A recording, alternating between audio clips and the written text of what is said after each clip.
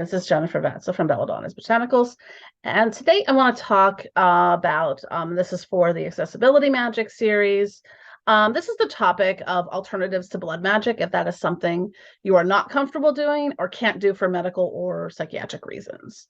So the topic of blood magic can be controversial, but I've also covered my thoughts on animal sacrifice in another video under Jennifer's Insights. So this isn't so much about that. It's about using your own blood in rituals. And I've read a great many tome over the years, whether it's a newer grimoire, old stuff from the Middle Ages and whatnot. And a lot of them call for the use of your blood as a means of sacrifice or to empower your rituals. So a lot of sigil magic work that's, blood the sigil, and that means, I don't mind doing it. I use a little diabetic lancet, prick my thumb, and I'm done. That's all I do for that. Now,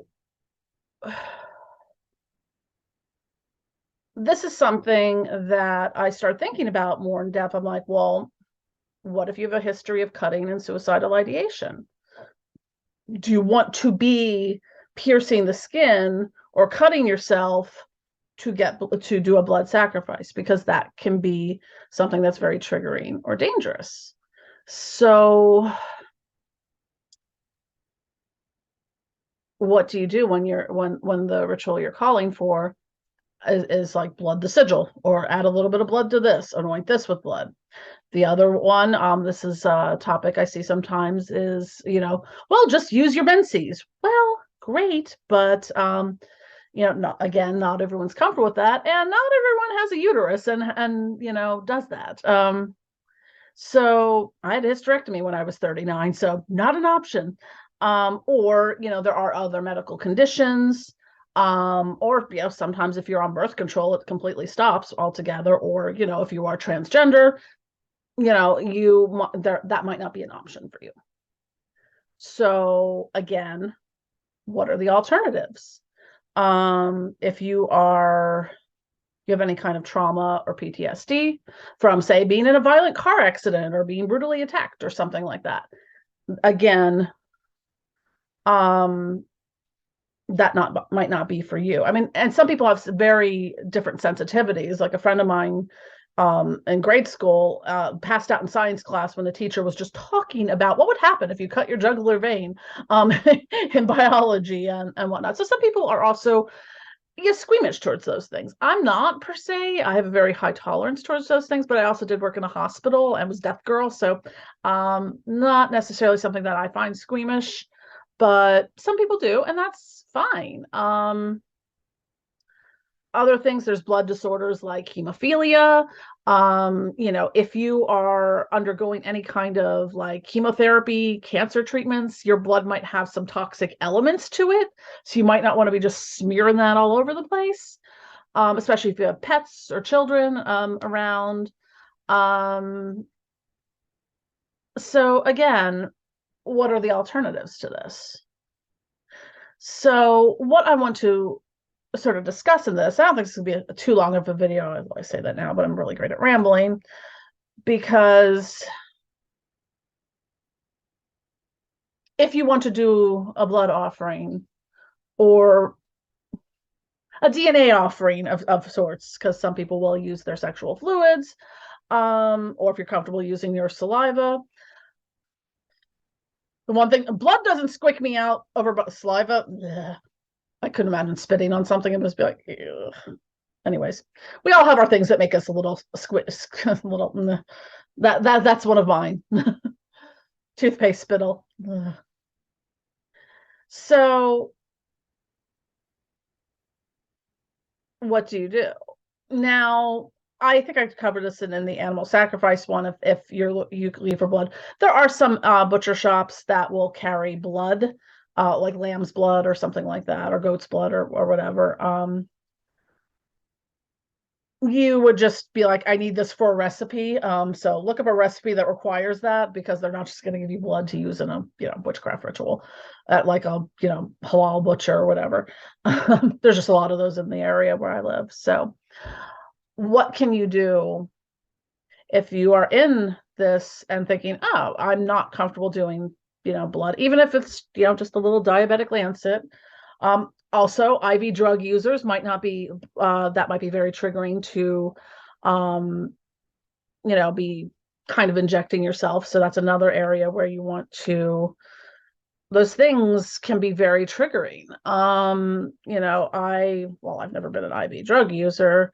I do understand how the mechanism, sorry, I'm just peeling candle wax off of my diabetic lancet because I guess it's been sitting on in various altar positions for a very long time and absorbed some candle wax. But, I know what it's like when you're in that situation, when you're talking about any kind of traumatic or experiential trigger, like people often think that, oh, you're just having a flash of the memory or you're just thinking about it. And I found a good way to describe this recently. When you're triggered by something and have a flash, it's not a flashback, it's time travel. It's like a portal opens up in your reality and puts you back in that exact moment. So it's not just you're remembering like, oh, I was in a car accident. You're feeling everything. You're sensing it as if it's happening again. You can smell it, you can taste it, you can feel it, you have emotions and you can feel it in your skin. And you're living that experience again as if you time traveled to it. So, and I don't think people always understand that. It took me a while to kind of really put it into terms that made sense. But yeah, I'm pretty sure PTSD flashbacks are a form of time travel. Not the best form, but like I was even thinking about that, like in terms of visualization magic, which is another topic I'm going to cover in this series, of being able to kind of shift into the visceral aspects of memory, not just like, oh, I remember that time we went here. It's like focusing and then being able to be in that moment of when you were in doing that particular thing. So now you can just avoid doing blood magic altogether and find a different way that works for you. It's not mandatory. I hate when people make it feel like it like there's certain practices in magic that's like, well, you have to do this or do it this way or it's not going to work. I'm like,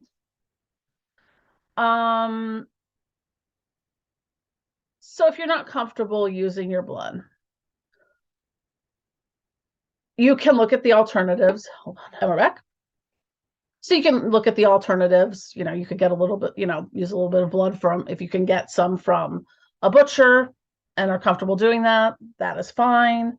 If you want to use another form of DNA from your body, whether it's, sexual fluids or saliva, it's part of your human constitution. So I don't see why you couldn't. I know there's a lot of when we talk about using, I just lost the technical term for it, but like, if you're doing a spell against someone, having a lock of their hair to, as a sympathetic link to them. You could use a piece of hair. It's got if you pull it out of the root, it's got the DNA follicle on it. So those are things that you can do as alternatives. And one of the things that, sorry, I have to grab my book here, which I did not plan ahead and bring up here. But earlier this year, one of the things that was channeled to me, and I realized this was the reason why it was channeled. Oh, and I opened right up to the page that it's on. How about that?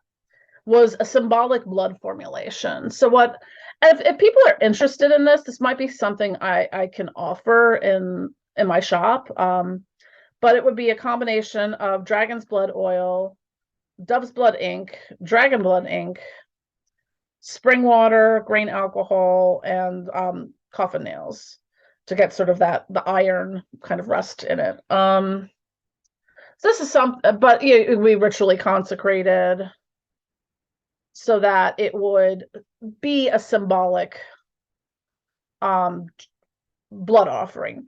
Like, not for nothing, when you go into, your your churchy worchies, and you know, this is the body and blood of Christ. You're not actually legitimately drinking blood and eating flesh. It's symbolic. So why can't we have our own symbolic stuff like that too? Just saying.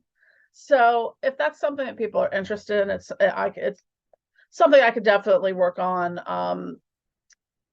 A more precise formulation and ritual consecration process for it, that I could sell. I don't know how I would call it, because I think using I'm trying to figure out how to call what to call it without it getting flagged as something, you know, as selling biological products or by the FDA.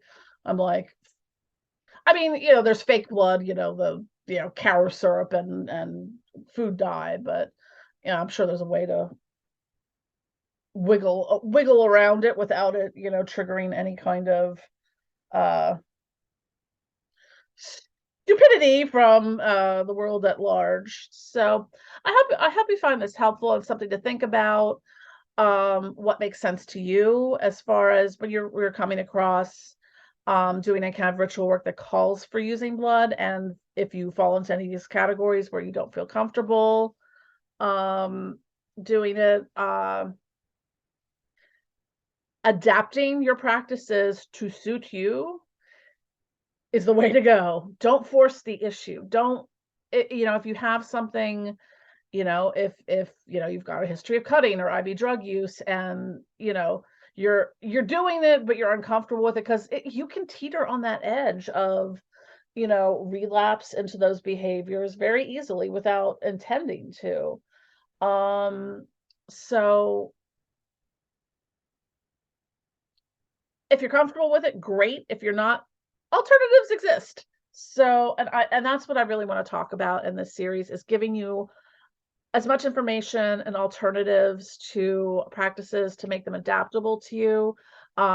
If you've got any kind of, you know, like if you're on the spectrum, if you have mental health issues, if you have physical disabilities, chronic illnesses, chronic pain, etc. I want to make Magick as accessible for you as I can, because a lot of that information is just not out there. So, or if it is, you really have to dig for it. Anyways, thank you for watching. Don't forget to click like and subscribe, and I will be back again. I think next up, I have a little list of things I want to talk about in the accessibility Magick series. So we will be I don't know if it'll be this week or the following week. We're going to be looking at how to do a book of shadows when you're ADHD as fuck. And also some visualization magic, and we'll be going from there. And I will have some special guests at times talk about things, you know, how their practices work for them, based on, you know, what's going on in their lives and how they've adapted their practices to deal with these issues as well. So anyways, thank you for watching. Love y'all.